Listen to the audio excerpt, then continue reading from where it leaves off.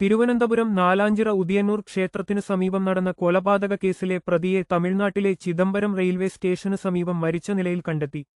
ഭാര്യ ഹസീന ബിവിയെ മക്കളുടെ മുന്നിലിട്ട് കഴുത്തറുത്ത് കൊലപ്പെടുത്തിയ ശേഷം ഒളിവിൽ പോയ ഭർത്താവ് സുരേഷിനെയാണ് ട്രെയിൻ തട്ടി മരിച്ച നിലയിൽ കണ്ടെത്തിയത്. സംഭവത്തിന്റെ പശ്ചാത്തലം കുട്ടികളുടെ കൺമുന്നിൽ വെച്ചാണ് ഹസീന ബിവിയെ സുരേഷ് അതിക്രൂരമായി കൊലപ്പെടുത്തിയത്. കൃത്യത്തിനു ശേഷം കാറുമായി കടന്നുകളഞ്ഞ പ്രതി അന്വേഷണം വഴിതിരിച്ചുവിടാൻ ശ്രമിച്ചിരുന്നു. കിള്ളിപ്പാലത്തുള്ള ഒരു കടയിൽ സ്വന്തം മൊബൈൽ ഫോൺ ഉപേക്ഷിച്ച ശേഷമാണ് സുരേഷ് രക്ഷപ്പെട്ടത്.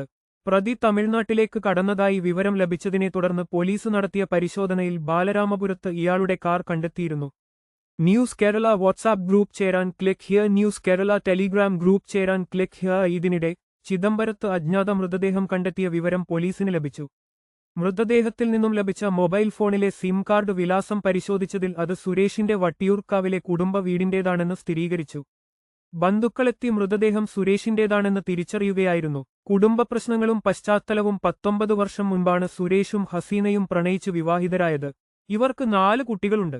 ഏതാനും മാസങ്ങൾക്ക് മുൻപാണ് ഇവർ നാലാഞ്ചിറയിൽ വാടക വീട്ടിലേക്ക് താമസം മാറിയത്. സുരേഷുമായുള്ള തർക്കത്തെ തുടർന്ന് നേരത്തെ ഹസീന സുഹൃത്തിനടുത്തേക്ക് മാറിയിരുന്നു. തുടർന്ന് സുരേഷ് മണ്ണന്തല പോലീസിൽ പരാതി നൽകുകയും പോലീസ് ഇടപെട്ട് ഇരുവരെയും അനുരഞ്ജനത്തിലെത്തിച്ച് വീട്ടിലേക്ക് മടക്കി അയക്കുകയുമായിരുന്നു.